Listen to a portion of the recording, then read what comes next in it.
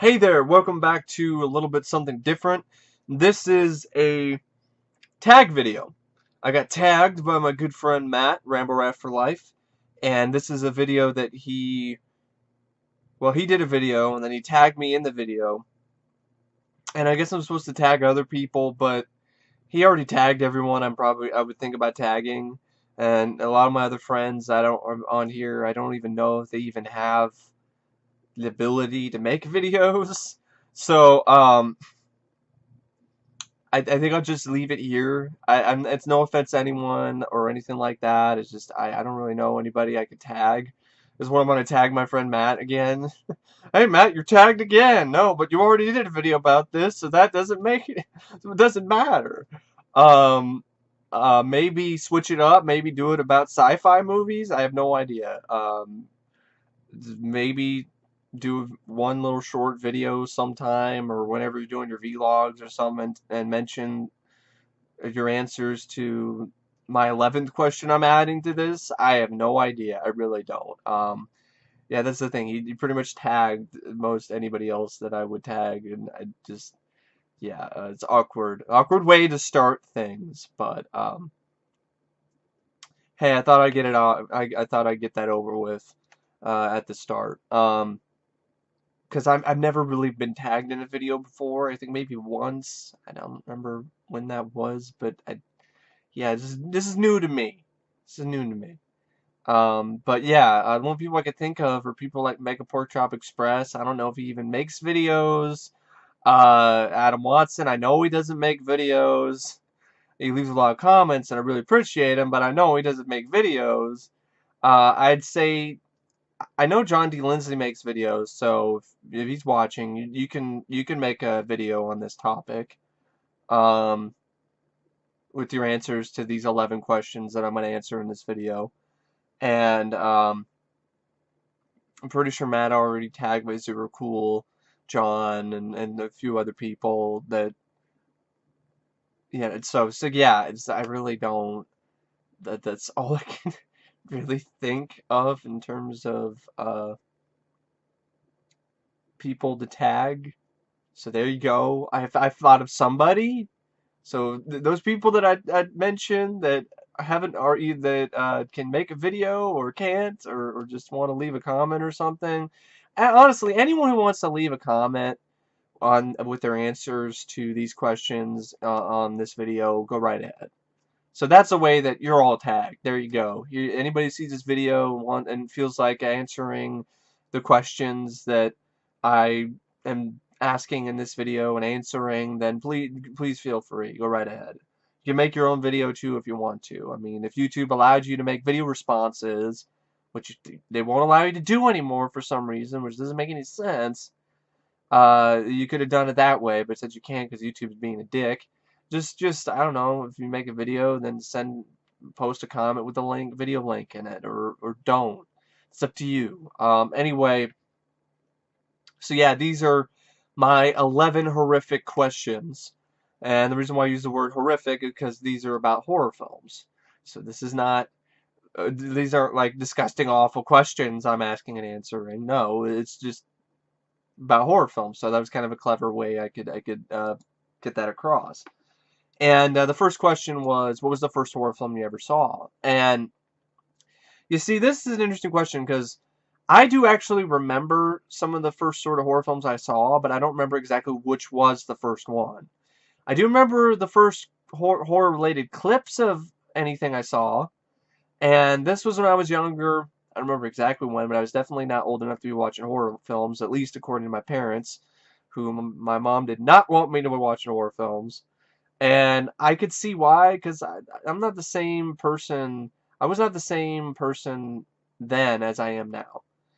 Now I can handle it. Back then, I don't know. I don't know if I could. But I remember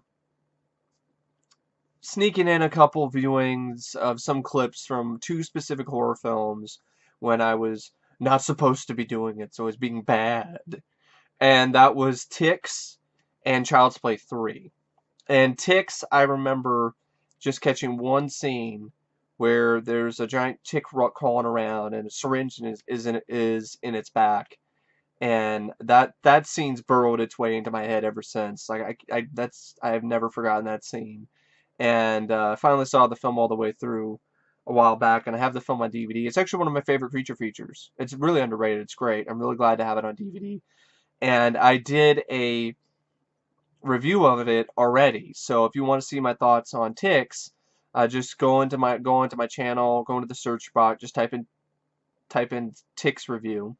Excuse me, like I don't know, I'm doing discombobulator or some shit for some reason. Because it's like, well, I can't speak.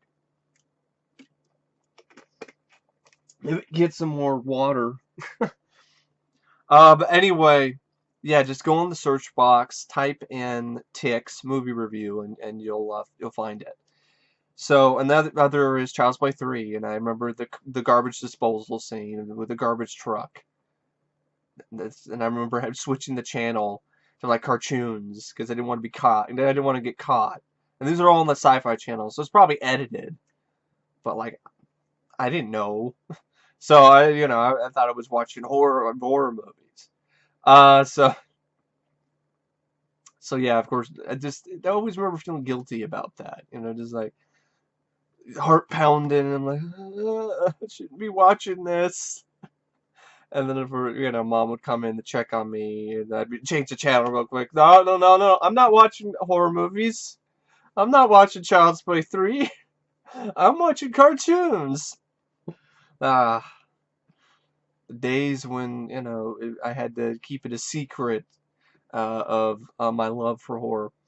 But anyway, I can't really remember exactly the first horror film all the way through I ever saw. Like originally, I was gonna say Creepshow, and that's what I've kind of always said. But then I thought about I thought about the question some more, and I thought about some more, and then I was like, well, that can't be right because I saw the Universal Monster movies, rented them from the library a bunch of times before I saw Creepshow, so it could be one of those.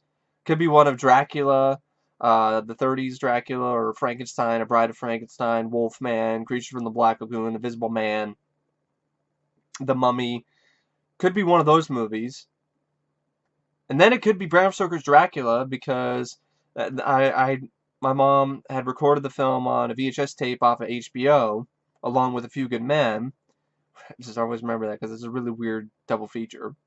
And recorded it off HBO when we had cable for a lot longer than we should have. I mean, because we just had basic cable, we had like HBO, and we had like a free trial or something with our cable company, and it lasted longer than the free trial period, and we didn't say anything. We just kept watching HBO and recording stuff off HBO. So yeah, we got free HBO for a few months until finally the cable company got wise to it and was like, "Hey, what? That's not right." But we did get some movies recorded off HBO though, and I watched a lot of those. Ghostbusters. That's how I watched Ghostbusters. Is on a tape that we record. My mom recorded Ghostbusters onto it, along with I think it was Home Alone. There was Ghostbusters. I don't know if it was Home Alone, but I know there was Home Alone 2. I had Home Alone on VHS. The sequel was Home Alone 2. There was Home Alone 2. It was Ghostbusters and Home Alone 2.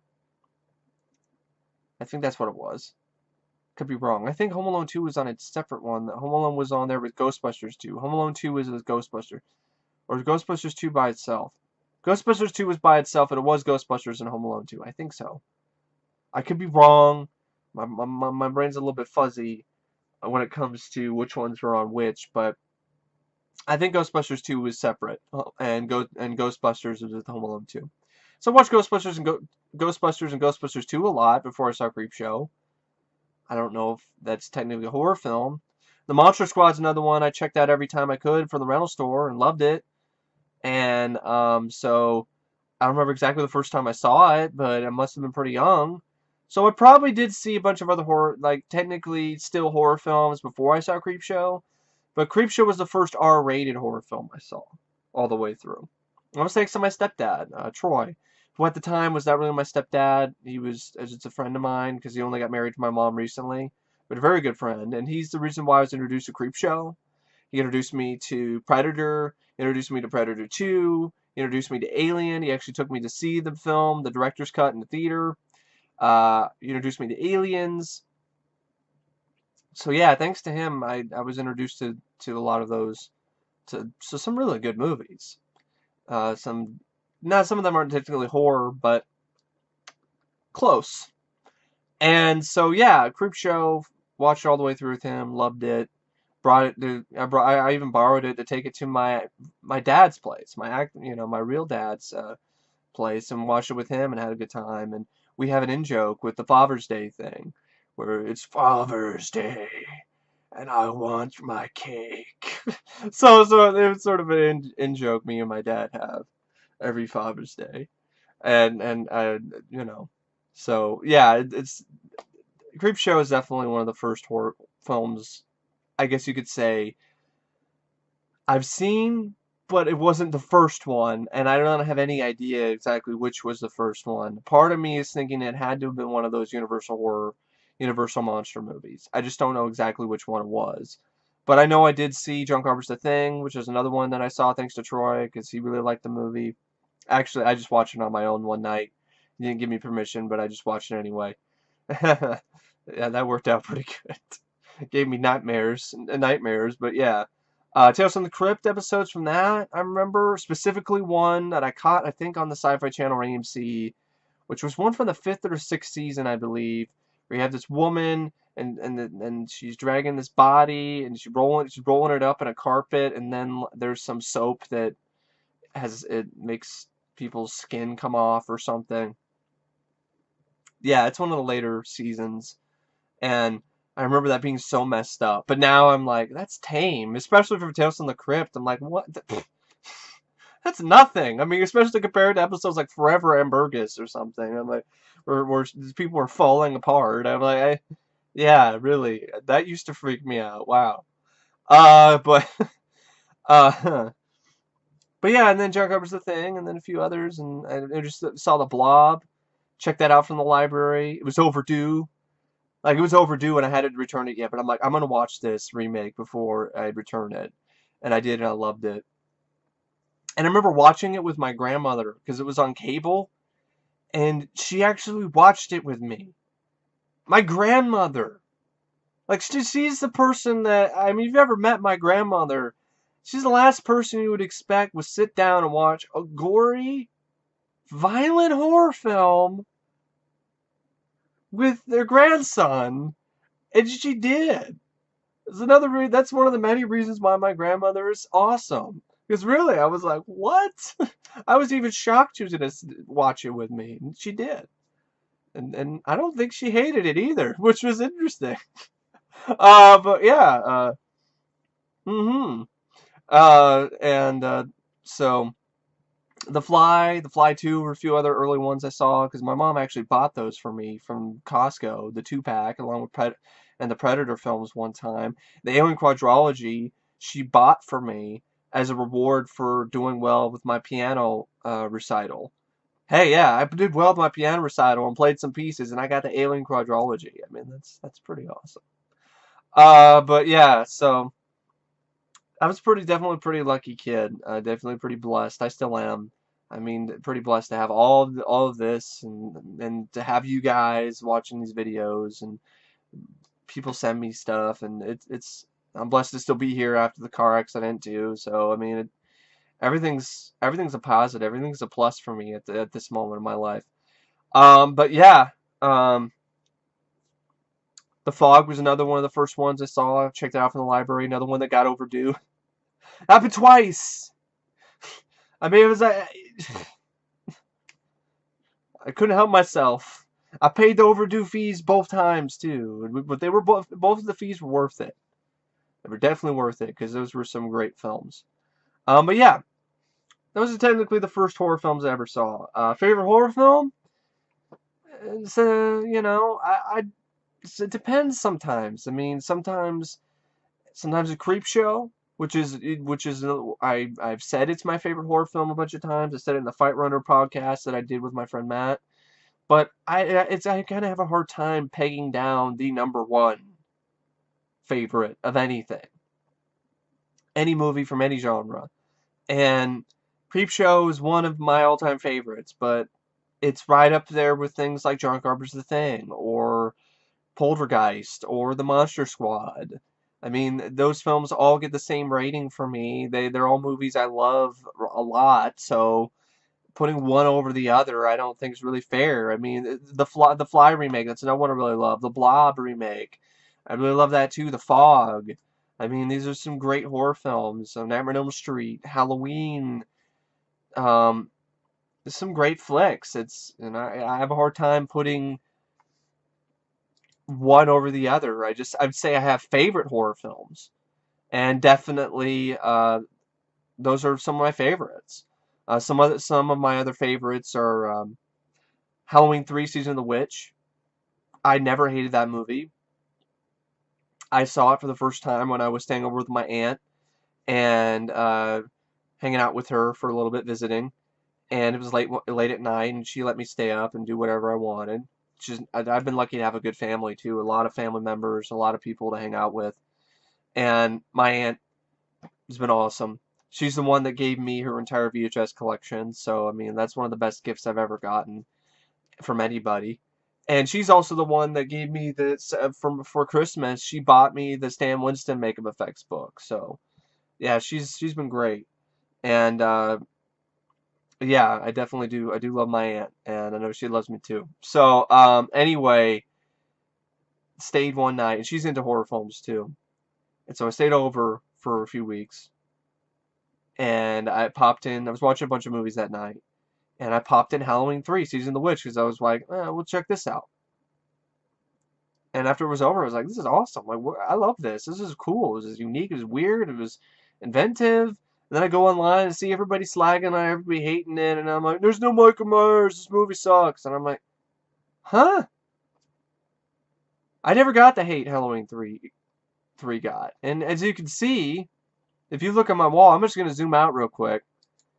I have a Halloween 3 poster, if I can aim at it properly, right there on my wall that I got from, the Scream Factory release. So, which was the first Scream Factory Blu-ray I ever bought, was Halloween 3.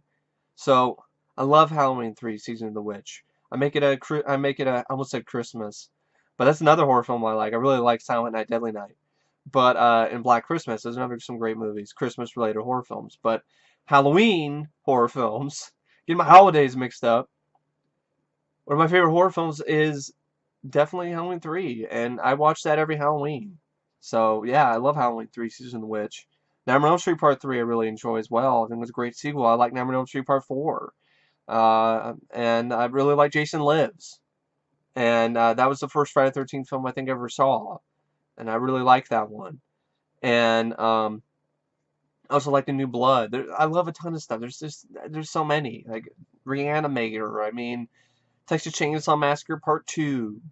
Uh, excuse me. There's so many, and there's so little time. So yeah, that's favorite horror films. What's my favorite subgenre, if I can fucking say it? Favorite subgenre of horror. I would say the horror anthology, because to me, a great horror anthology is a real treat. Because you get to see more than one great film, series of short films, short stories, all in one movie.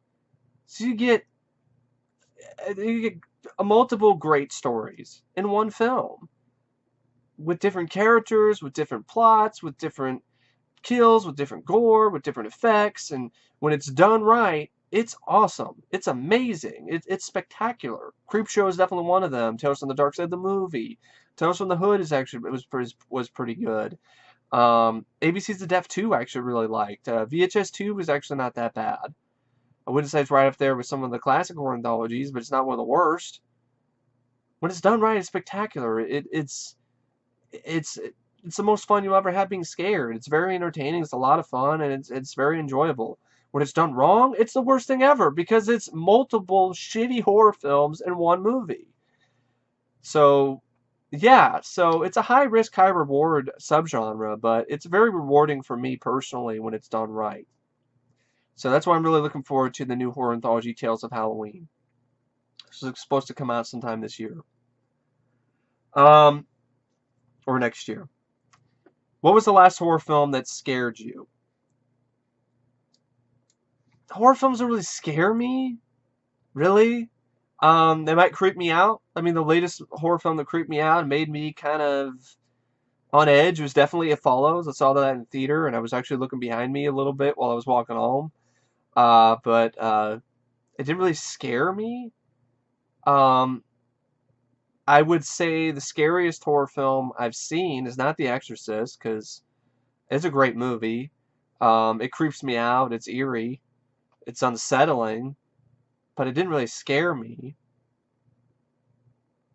But I said this in another review of this actual of this film that I'm actually going to be talking about, and I said it was the scariest film I had ever seen, and I still think it is. Films like this, like Cannibal Holocaust, a Serbian film, those are the scariest movies to me because they show you the darkest side of humanity. And that is scarier to me than aliens, than monsters and creatures, than vampires, than slashers, than ghosts. Because it's real. Because it's tangible. Because it's a part of us. It's something that's in all of us. All of us are capable of doing horrible, awful, absolutely abhorrent, despicable, horrible things to one another. And you either choose to embrace that part of you, that evil, and you let it fester and you let it influence you and stuff like that, or you don't. You suppress it and you don't allow it to take a hold of you. Films like Cannibal Holocaust, a Serbian film, and even a lot of true crime films, they look at this, and like Henry Portrait of a Serial Killer, for instance. Great film, but it's a hard film to watch. Or Maniac. These are the seedy, horror films that are there's no fantasy here. There's nothing left to the imagination, so to speak. It's just hardcore violence and gore and sex and rape and disgusting awfulness. And that to me is the scariest stuff for me personally. It's not shocking to me. It is shocking. It's shocking. It definitely is. I'm not gonna say it's not shocking. It is. It's shocking. It's shocking. Don't get me wrong there. I had a mix up of words there. It's shocking. It's appalling to me. And that kind of stuff really scares me because that stuff is plausible. That's the thing that's the serial killers, the rapists, the people who would, in order to get a good documentary, would basically kill a whole village and film it. These type of people are real. These type of people could be your next door neighbor. These type of people could be in your family. You'd have no idea. That's the stuff that scares me. Is that kind of stuff. Um, so yeah, take that for what you will. But those are the horror films that scare me. That's why I don't really have any desire to watch Cannibal Holocaust again. That's why I've never seen a Serbian film, and I have no desire to. Um, that and multiple other reasons. But yeah, even talking about that stuff just freaks me out.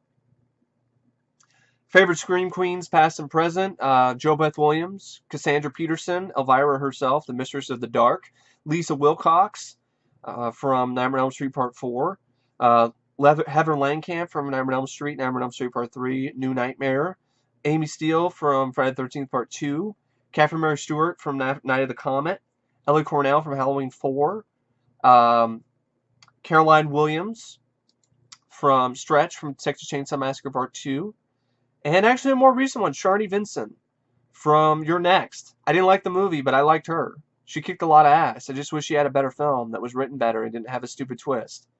but she was great. She was really cool. She definitely was the closest I could think of to a modern day Scream Queen. She was kicking a lot of ass.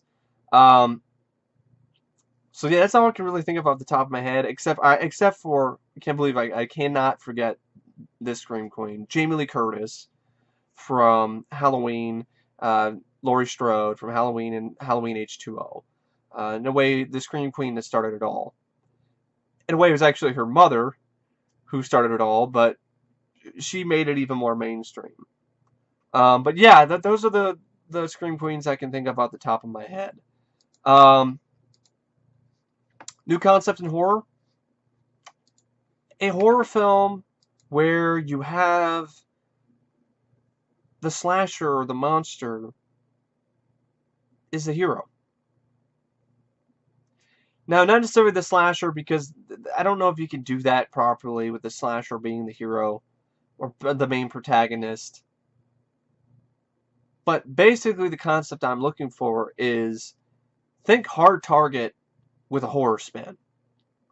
So I'm looking at it as maybe have this guy who is part of this experiment or something. It goes wrong. He gets turned into this creature, super strong, got all these, power, not necessarily powers, but he's super strong. Maybe he's like walking living death or something. And kind of like Jason in the sequels after the final chapter, Zombie Jason. And he can regenerate real quickly and stuff like that. He's really strong. And but maybe has some thirst for blood or something, but enough to make you sympathetic with this character. So like maybe he has to kill for the feed or something. But then I like for the character to maintain his consciousness, and his conscience. So he's still human, but his body is this monstrous form or something. And it'd be practical, of course, makeup effects. And I think it would be cool and really interesting and a new concept to have, okay, the film's about him, this monster. And instead of the monster being the killer, the government, because they want to take out this creature, because I think it's a danger to society, rightfully so, but they're not thinking about the man who's been turned into this thing. So they send out Marines at first or something, but they don't really do much. So then they decide, okay, we're really desperate and we want this thing taken care of. So they decide to put out a hit on him and actually allow killers to hunt this poor man who's been deformed and turned into this monster. And so then it becomes kind of like The Fly 2, but like the entire movie is the creature. He's already transformed early in the movie, and then he's dealing with this. And maybe you have a little bit of, maybe there's someone who looks scientist, a friend of his, trying to work on a cure, and maybe he finds it, and now he's got to find the guy in time to give him the cure before he gets killed by a bunch of these killers. And so then it's, like I said, it's hard target with a horror spin. I think that'd be really cool. That'd be really unique. It'd be something really fun. I mean, Hard Target meets with horror? A horror version of Hard Target? Sign me up, please. Let's do it. Um, so I think that'd be cool. I think that'd be different. Um, I'd be all for that. Of course, it'd be gory, and he'd be the monster would be dispatching these killers, and people trying to kill him in all different types of gory ways. Of course, people will probably be like, well, if he takes out these people, how is he any better? It's like, well, you got to look at it from this perspective. Either he gets killed by these killers, or people are trying to hunt him down, or he survives long enough so his friend can get the antidote to cure him and deliver it to him so he can live a normal life again. It's like, what price are you going to pay? You're gonna have to create a body count in order to survive, and that's what Martin did in The Fly 2. So, and I really like that movie. So I'd love to see another film like that, because The Fly 2 was very unique in that aspect. It's a horror film, a creature feature where the creature is the hero. That's a very rare occurrence, and that would be I really like to see that again in a horror movie. And another concept is it's a big budget throwback to 80s horror, where there's a VHS store that pops up in a small town, and it's a VHS store. You would think like, oh, nobody cares about VHS, but there's something behind this, the supernatural behind this VHS store, and it attracts people to it, and they check out these VHS tapes, and then it affects them. People would check it out, they change, or monsters come out of the TV. It's like a bigger budget version of the video Dead. Let's do this better, or and let's not just have zombies. Let's go all out with this. I'm thinking Kung Fury meets 80s horror. I mean, this would make people forget about Cabin in the Woods in a millisecond. People would blink and then they'd forget about Cabin in the Woods if this movie got made. Because it would honestly, truthfully be an honest homage to the 80s and 80s horror instead of just some half-assed, hey, we're trying to find a way to reuse the same cliches over and over again. But the only thing we're going to change is how these people become cliched. I'm like, really? Okay, who cares? The rest of your movie's a generic zombie movie, and then you just play a bunch of monsters, pick a monster or whatever, a bunch of game of perfection with monsters at the end, and then it's just like, what? So like, think Waxwork, the way that they handled that, but with a bigger budget, more gore, more craziness. You have zombies, you have aliens, you have mummies, vampires, anything, whatever the craziness you can think of, it shows up in this movie. And I'd love to see that. That'd be really cool to see, like, Kung Fury meets 80s horror. And Kung Fury was more of a spoof, so I'm just saying, like, the kind of Kung Fury I'm talking about is, like, the over-the-top craziness. That aspect of it. The over-the-top violence, the over-the-top gore, that aspect of the film. And of course, you have a soundtrack with classic 80s AOR tunes and everything, and it would be a dream. And that's what it is. It's a new concept that will never happen because it's too clever. But I would love to see it. It'd be awesome. Yeah, if I had a possible way to make it, I would. But yeah, and it would be kids. And they did, the kids would team up and teenagers or preteens like the Monster Squad. The Monster Squad meets Kung Fury, that kind of thing. And it'd be violent, it'd be over the top, it'd be crazy, it'd be awesome, and all the awesomeness of the Monster Squad and the Goonies mixed with just all kinds of crazy gore and like Dead Alive gore. I'm talking all over, just balls to the wall gore, and it would be a blast. And it would be nice to see kids in a horror film like this again, kicking ass like they did in The Lost Boys and The Monster Squad in the 80s. You don't see that anymore either. Kids kicking ass in a horror film. When's the last time you saw that? I can't think of the last time I saw that. Kids kicking ass in a horror movie, so that'd be a nice thing to see again too. So, yeah, those are what I would call my new concepts in horror. Uh, Favorite on-screen kill? There's way too many to list. So many that I actually made a music video that I hope you actually see it. But if you can't, I will put a link down here so you can check it out on my Facebook page. Because it's the only place I can think of to post it without any copyright bullshit.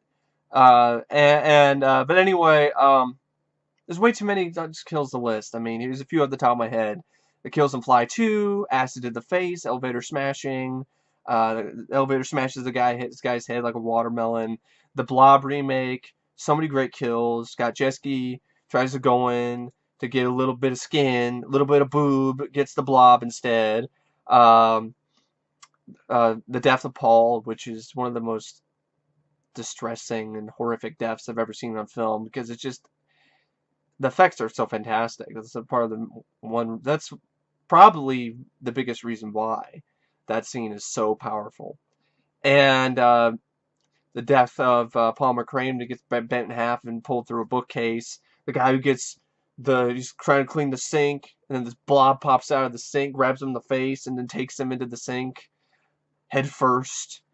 Candy Clark's death, another tragic death, great effect. That film's just chock full of some of the best on-screen kills I've seen in a horror film. Most of the kills in the Nightmare on Elm Street franchise are really good, particularly the Roach Motel sequence in Nightmare on Elm Street Part 4 with Debbie. God, that makes me nauseous. It makes me want to puke just thinking about it. That affects me so much, that sequence. It's the effects are just fantastic, and just the concept of it. This beautiful young girl is turned into a cockroach. I mean, that's just ugh. And the effects, the way it's done, it's unsettling. It's awesome at the same time, but it's like I want to look away, but I can't. But I have to keep watching because I want to keep seeing these amazing effects. But man, that scene is just probably my favorite kill in the franchise, and probably because it's the most effective for me personally. And I hate cockroaches, so that's another reason why. I mean, you can turn into a cockroach. That's just God. That's awful. Uh, just Freddy just slights, hang me with a fucking sheet or make me have a killer wet dream or something. Don't turn me into a fucking cockroach, man. That's taking shit too far. That's fucked up. But it's awesome. Uh, Also like the kill of the Glenn, Johnny Depp pulled into his bed and a fountain of blood just pours onto the ceiling. So there's a lot of great kills in that Elm Street franchise. Um, Sleeping Bag kill in Friday the 13th Part 7, The New Blood. Yeah, it's not the uncut version, but it's still awesome. The kill scene in Jason Goes to Hell where the girl gets cut in half. That's a great split in half. That's a really fantastic death scene. Great gore, too. Dead Alive, the zombie baby playing peekaboo with somebody's head. The lawnmower scenes were gory bliss. Maximum Overdrive, Death by Vending Machine, Stephen King's Death. Fuck you, asshole. This vending machine, it's not really a vending machine, it's the ATM. It's Death by the ATM. He said, fuck you, asshole. It's like, what? Honey, just call him, tell me to said fuck you. And then, of course, the guy with goblin truck smacking people, or the guy who gets ran over by the truck, or there's some great kills in that movie. Kid gets run over by a steamroller. Uh, Phantasm, any scene with those awesome killer balls to the face. Halloween 2, scalpel through the back. Halloween 3, the head crush and head removal. Um, Including the step 1 where the kid watches the Silver Shamrock promo, and then like he just basically like his head fucks up and then turns into snakes and bugs and shit. Yeah, it's a pretty fucked up sequence. But I do like it. Friday the 13th, Part 3, Spirit Through the Eye, The Thing, Windows' Death, among others. My Bloody Valentine, The Showerhead, Kill, The Prowler, Headshot. Movie kind of pretty much sucks, but has some great gore. That's one of the best headshots I've ever seen by Tom Savini. Tenebrae, the axe scene, where the girl gets her hand cut off and then blood just sprays everywhere from her wound onto a white wall. And it's really beautiful. And there are a lot of scenes in Dario Argento's films, a lot of great kills in his movies. One of my favorite directors, and he just knows how to make really gorgeous, visually um, splendid kills. Who knew death could be so beautiful? Creepshow, Upton Pratt meets a buggy demise, and the scenes with the crate, especially when Billy gets killed, he's just an obnoxious bitch. And then it was just delayed gratification too, where it's all like the monster doesn't eat her yet, and then it's just like, huh, Henry, huh, this is a Friday night fight, huh. It was like, why did you kill her already? Just jump out of the crate and eat her, eat the bitch, and then he finally does it, and then you're like, yeah. But yeah, the kill in the fog, Hal Holbrook again. But this time in the crate he lived, but in the fog he dies. So his death, I thought that was a really good one. Rob Bottin as Blake with the. You don't really see the decapitation, but it's the imagery is just really haunting. It makes it a good kill. So yeah, just like with the favorite horror films, so many great kills, so little time. Favorite horror film franchise, favorite horror movie franchise. That's a tough one. There's a lot of good ones out there. Phantasm, Argento's Mother's trilogy. I mean, really, technically just the first two, not really the third film, but still some good, solid two films there. Um, Friday the 13th, which I really do enjoy a lot of the films from that franchise. I don't really have the connection with that franchise, though, that I do with some of the other franchises. Hellraiser is a good franchise. Child's Play, at least the first three. Um, Fright Night 1 and 2, I like those movies. Um, so yeah, there's some really good franchises out there in the horror genre. Halloween has it's flawed. I wouldn't say it's one of my favorites because there's more bad movies in it than any of the other horror franchises I can think of other than Hellraiser or Children of the Corn. But yeah, that's another story, another video, another day. But I would say favorite horror movie franchise is A Nightmare on Elm Street. Friday the 13th technically does have more watchable films. The only one I really hate is Part 8. Um, but with Nightmare on Elm Street, there's two. I really don't like Part 5, and I hate the remake. But I love Parts 1 through 4 and 6 and 7 so much that it all works out in the end. And they're the first horror franchise I saw all the way through. I mean, everything I checked out from the library. Checked the horror franchise out from the library, and I was staying home, and I was home alone because my parents had gone on vacation, and there were the only people that were there was me, and there was these people working on doing some renovation. So they're working on the deck and stuff like that, and doing some stuff in the house. And so I had a lot of free time. Much like the blob in the fog, I fucking dicked around, and I wasted time because I thought I was going to be able to renew the DVDs, but of course they were in high demand, and it was a set of the films. And wow, I basically fucked up because I had to end up watching them all in one giant long marathon because I had to return them the DVD pretty soon. And I didn't want an overdue fine this time around because I couldn't actually afford to pay it at this moment in time. And so I did. I watched them all in one long giant marathon while people were working on the house, and I loved it. So that's part of the one of the main reasons why I'd probably say Nightmare on Elm Street is my favorite horror film franchise. But I do like a lot of other horror film franchises though. But I'd say it's definitely my favorite because I just love the imagination behind it. Favorite horror film directors? I have a lot of them. John Carpenter is probably my favorite. I mean, there's only one movie he's done that I could say I really hate. Dark Star's not my cup of tea, but I don't hate it because I know it's one of his first films. It's a student film he worked on. It's not really a horror movie. When it comes to his horror films, there's only one horror film I really hate, and that's The Ward, which was a really shitty movie. But other than that, I love John Carpenter. I love In the Mouth of Madness. I even like the Village of the Damned remake, even like that more than the original. Ghost of Mars I never hated. So one of my favorite films of all time is John Carpenter's The Thing. Another one of my favorite films is The Fog. Um, Halloween's a classic. I love In the Mouth of Madness. I really, really like that movie. I like They Live.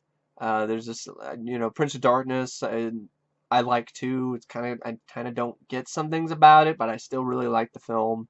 So yeah, Carpenter, I love his look, I love his style, I love the music, I love the way he directs his movies, especially his horror films. At least his horror films when he was doing a good job, so to speak, when he wasn't just The Ward, okay, I haven't directed a movie in a while, alright, fine. But yeah, love me some Carpenter. The way he makes his films is very unique, and I think it's very underrated. I think he should be right up there with Francis Ford Coppola and Martin Scorsese and all these other really highly acclaimed directors, because Carpenter has created a genre, a look, a feel that's entirely his own, and I don't think that gets enough respect. Some other directors I really love is George A. Romero. Of course, he's done some bad movies lately, but he's done some good ones as well. He directed Creepshow, one of my favorite films, and he's done some other really good ones like Dawn of the Dead, Day of the Dead, and I like The Dark Half and Monkey Shines.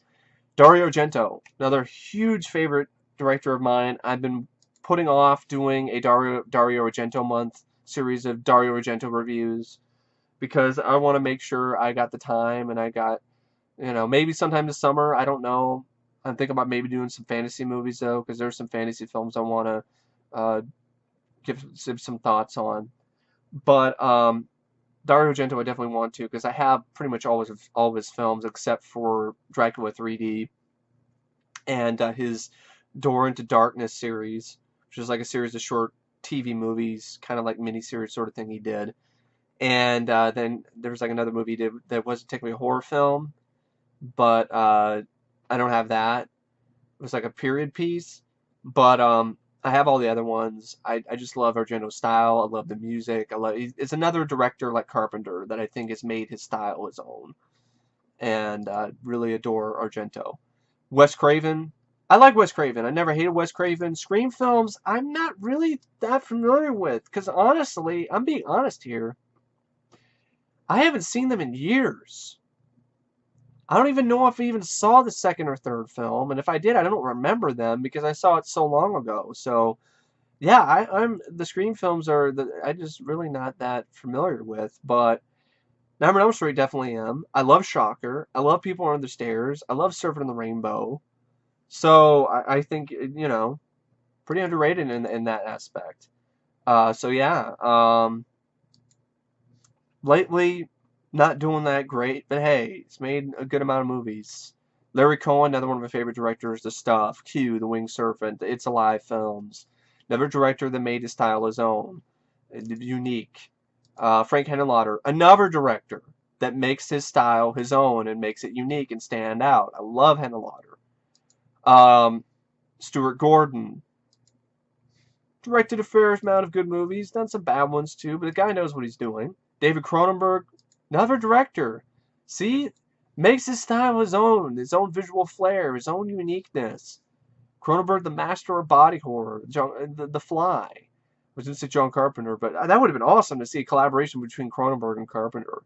But yeah, the Fly remake, Videodrome, The Brood. The guy really knows how to really do the body horror and do it right. Brian De Palma, Carrie, The Fury, Raising Cain, very excellent, fantastic director. Does a great job with suspense and horror. Dressed to Kill, another great one he did. Clive Barker, Hellraiser. Nightbreed, I like Nightbreed. So, yeah, I like Clive Barker. Sam Raimi, before he fucking sold out and started producing shitty remakes like Poltergeist, or made shitty movies like Drag Me to Hell. Drag Me to Hell should be, that should be it. That explains Sam Raimi's career post Spider-Man. Drag Me to Hell. Toby Hooper.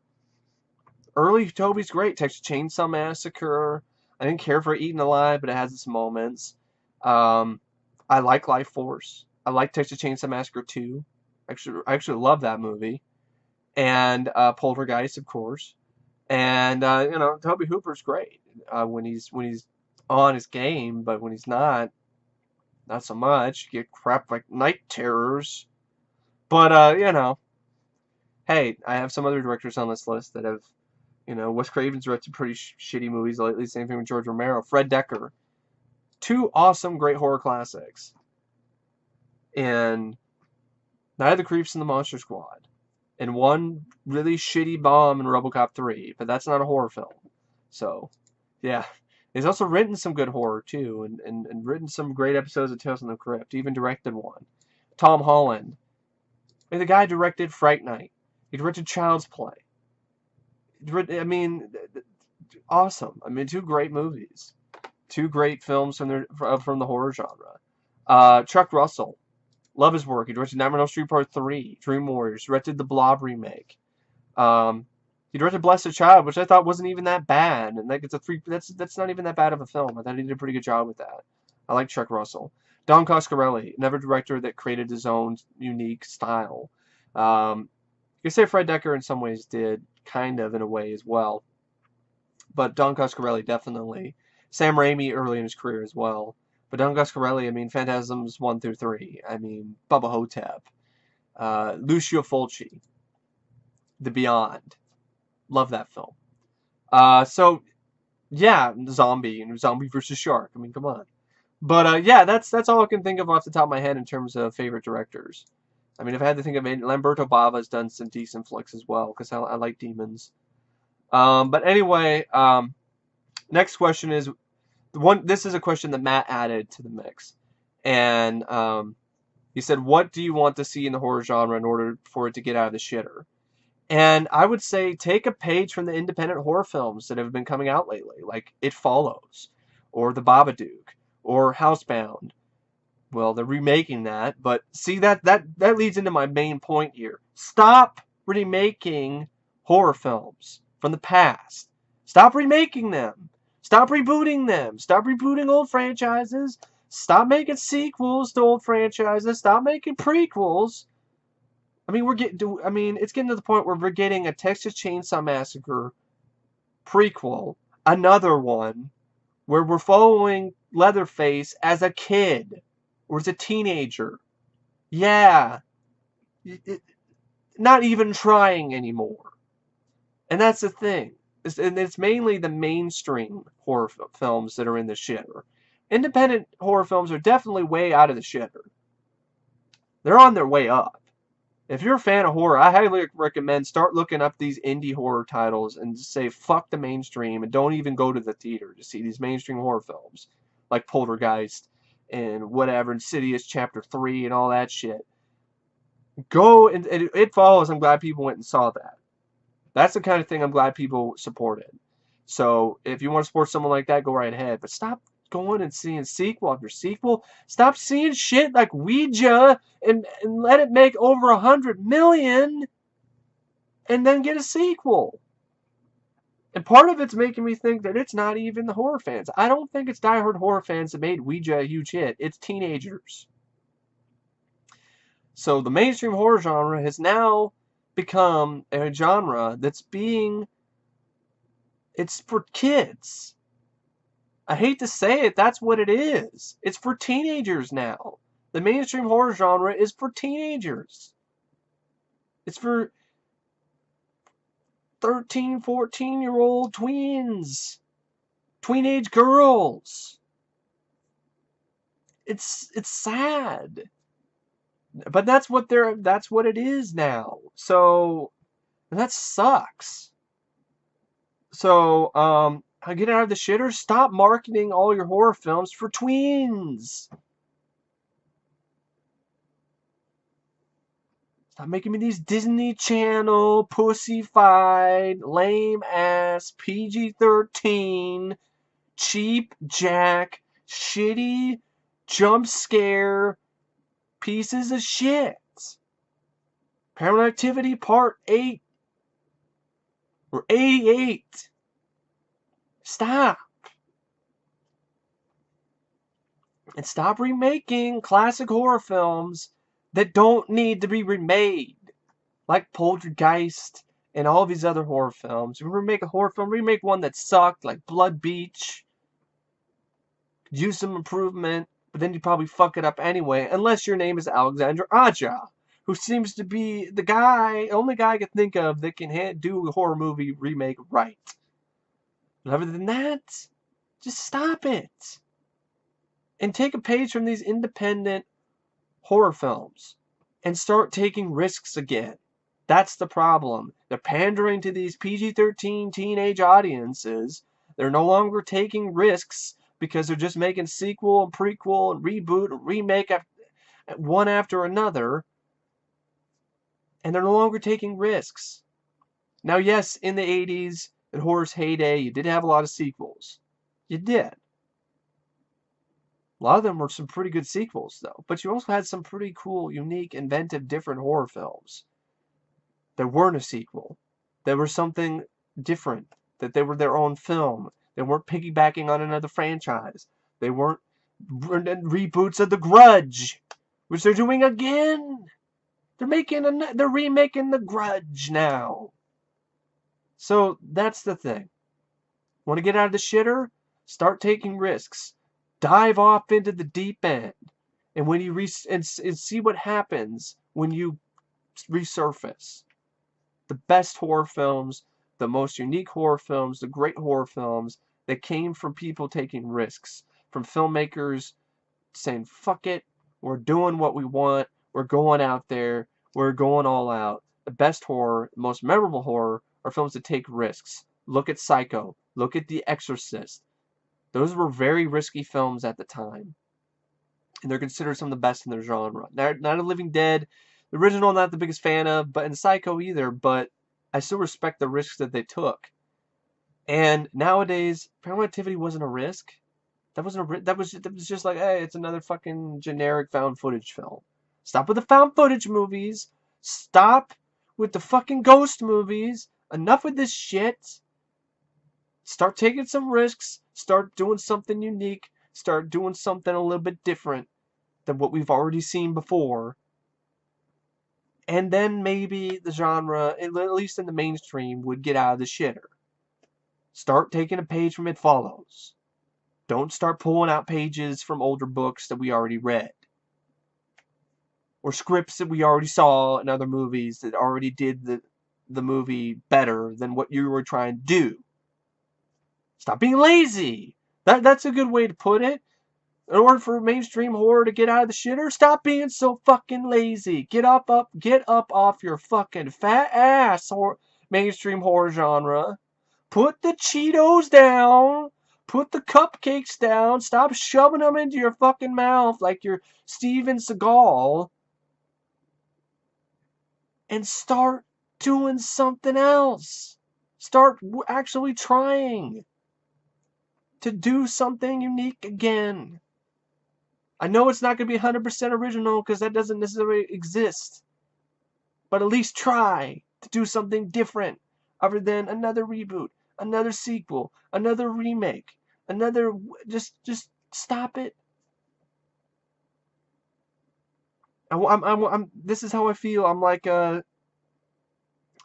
Tom Atkins at the end of Halloween 3. Just stop it! Stop it! Stop it! Stop it!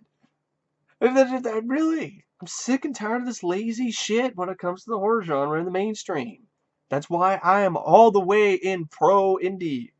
Yeah, there's some bad indie horror films, but not as bad. To me, at least some of those bad indie horror films, at least they tried. They might have failed, but at least they tried to fail.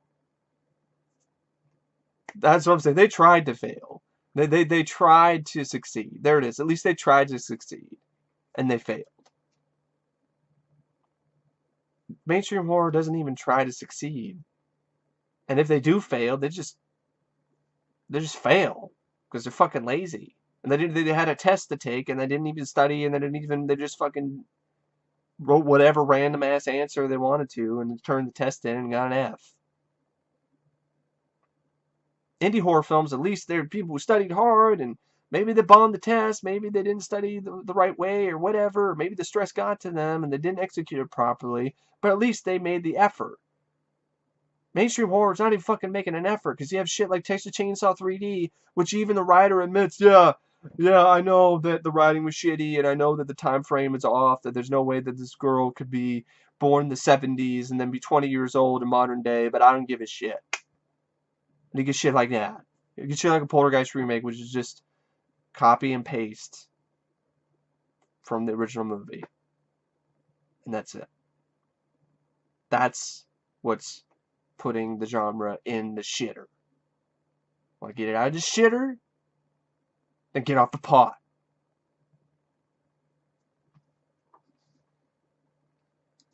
So that's my thoughts on what I want to see in the horror genre if we get out of the shitter. And I'm going to add one more question, and that is, what are your favorite horror composers? So, like, what are your favorite composers who do scores for horror films? And I would say my favorites are John Carpenter, Alan Howarth. Love their scores. I could listen to their scores all day. Goblin, another composers. I could listen to their scores all day and never get tired of it. Jerry Goldsmith, another excellent composer for horror films. Christopher Young, amazing. Hellraiser score, fantastic. I did a great score for Fly 2 as well. Howard Shore did score for The Fly. a few other scores for some other Cronenberg films. Ennio Morricone, another great composer, does a great job, creates a great mood, creates good suspense. Um, I would say, I'm trying to remember. Oh, what I had him in my head, and then he just gone.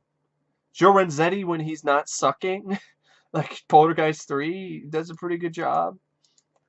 Oh man, it was in there, and then it just left. It was in there and then was gone. If I remember if I remember the composer's, I'll probably remember the composer's name when I shut off this video, stop recording. I'm like, oh, that is that guy. Okay. Alan Silvestri, when I like Alan Silvestri, he doesn't do that many horror scores, so I don't know if I don't know if he did any horror scores. But James Horner, when he does it right, he does it right. Alan Silvestri did Predator, so that's a good score. Wouldn't take a horror, but it still technically works. Um, yeah, I know I had the guy in my head, but I can't fucking remember. Yeah, that's all I can think of though. If I think of anybody else, it'll probably be later, and then be after the fact. But yeah, I wasn't expecting this tag video to be this long, but I had a lot of stuff to talk about. And I hope you guys find it interesting. And feel free to leave in the comments below what your answers are to these questions, or make a video of your own. And I will see you guys later. See ya.